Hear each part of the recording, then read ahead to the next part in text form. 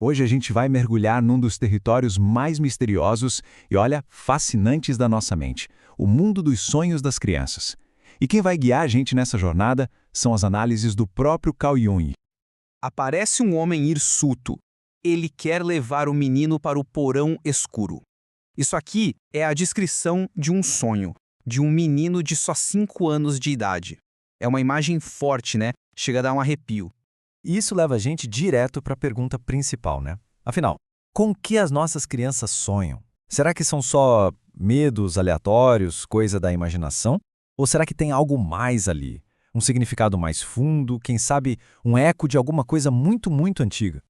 Então vamos lá. Para começar a entender isso tudo, a gente vai mergulhar de cabeça nesse pesadelo específico. O segredo do homem hirsuto. Ele vai ser o nosso ponto de partida para sacar a abordagem do Jung.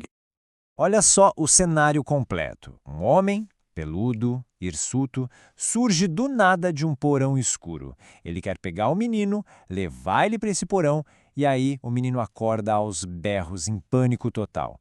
São todos os elementos clássicos de um pesadelo, certo? Mas o que eles significam de verdade? E é aqui que vem a primeira grande sacada do pensamento junguiano. Para ele, essa figura não é só um monstro particular, um medo pessoal do menino. Não, é um símbolo que se conecta com algo muito maior, algo universal, que mora lá no fundo do que o Jung chamou de inconsciente coletivo. Mas como a gente decifra esses ecos? Bom, o Jung nos dá uma ferramenta, uma estrutura. Ele dizia que os sonhos não são só um monte de imagens jogadas, caóticas. Pelo contrário, um sonho é como uma peça de teatro. Tem uma história, tem um propósito. E essa peça de teatro tem 4 atos. Pensa só. Primeiro, a exposição. É aqui que a gente entende o cenário, quem são os personagens, qual é o problema inicial. Depois vem o desenvolvimento. A trama começa a se enrolar, o conflito cresce. Aí chega a peripécia, que é o clímax, o ponto de virada, sabe? Aquele momento de tensão máxima. E por fim, a lisis, que é uma palavra grega para solução, é o resultado, a conclusão da história do sonho. E quem são os atores principais nesse nosso teatro interno? São os arquétipos. A melhor forma de pensar neles é como se fossem os personagens padrão da experiência humana. Tipo o herói, a grande mãe, o velho sábio e, claro, um monstro.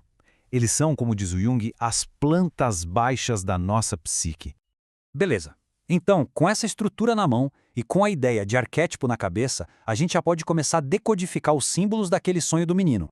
E aqui tá o pulo do gato. O tal do homem hirsuto não é uma invenção da cabeça daquele menino. Nada disso. Ele é, na verdade, uma manifestação de um arquétipo universal, o do homem selvagem, a personificação da nossa natureza mais primitiva, mais instintiva.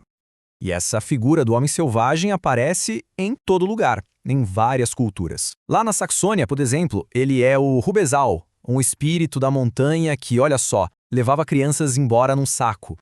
Se a gente for para a Escandinávia, ele vira o Troll, aquela figura temida das florestas escuras. E entre os nórdicos, essa mesma energia ecoa no poder incontrolável do guerreiro Berserker, aquele que se vestia com pele de urso para lutar. E dá para ir até a Bíblia, a cabeleira de Sansão. O que ela simboliza? Uma força extraordinária, primitiva.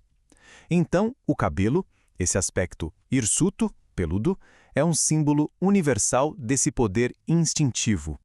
Certo, mas por que esse arquétipo aparece justo para esse menino? O Jung explica isso com o que ele chama de princípio da compensação. Vou dar outro exemplo dele que deixa isso bem claro. Uma menina que tinha uma educação super limpinha, super certinha, sonhava que estava alimentando porquinhos famintos e acabava toda coberta de piolhos. Entende a lógica? O sonho traz à tona exatamente o oposto, aquilo que está sendo reprimido na vida real. A natureza selvagem, suja, faminta, ela exige atenção, ela precisa ser alimentada. Só que a análise não para por aí. A coisa fica mais séria.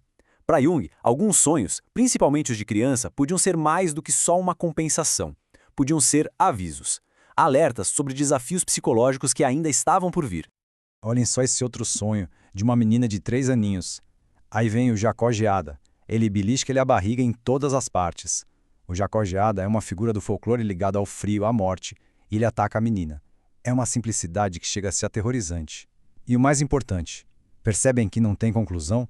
Não tem a tal da lisis, O sonho acaba no meio do ataque. E o que aconteceu depois na vida dessa menina é o que torna essa ideia de um sonho-aviso tão poderosa. A trajetória da vida dela parece um eco terrível daquele sonho lá da infância. A frieza do Jacó Geadas se manifestou anos depois como uma doença mental grave que, no fim, consumiu a vida dela. E aqui está o ponto central. Quando um sonho termina no meio da catástrofe, sem nenhuma solução, sem a tal da análise, ele tem um peso enorme. É como se a mente estivesse gritando, mostrando um problema gigantesco que, naquele momento, ela não sabe como resolver. É um alerta que simplesmente não pode ser ignorado. Então tá, o que a gente tira de tudo isso? Qual é a grande mensagem do inconsciente sobre por que é tão importante a gente dar atenção a esse mundo de dentro, principalmente quando se trata das crianças? Bom, o que esses sonhos revelam é bem claro. Primeiro, crianças não são uma folha em branco, de jeito nenhum. Elas já chegam neste mundo conectadas com uma herança gigante de símbolos e histórias. A mente delas é super sensível, quase como um aparelho que registra as tensões que nem foram ditas em voz alta no ambiente. E quando a natureza instintiva delas é reprimida demais, o inconsciente não fica quieto. Ele grita, e ele grita na forma de pesadelos. E para fechar, Jung deixa um recado bem direto, e que pode ser até meio desconfortável. Ele diz o seguinte: o homem hirsuto do sonho talvez não seja só o instinto reprimido da criança, mas pode ser também um reflexo de um problema mal resolvido na vida dos pais. Segundo Jung, as crianças acabam sendo forçadas a carregar e a viver os problemas que os adultos não dão conta de encarar. E isso tudo leva a gente para uma última pergunta, que fica no ar. Se os sonhos das crianças são tão cheios de significado, se eles avisam sobre desequilíbrios, se apontam para possíveis futuros, o que será que os nossos próprios sonhos, de adultos, estão tentando dizer? Que partes nossas, que mundos esquecidos, eles estão tentando mostrar? É algo para se pensar, não é?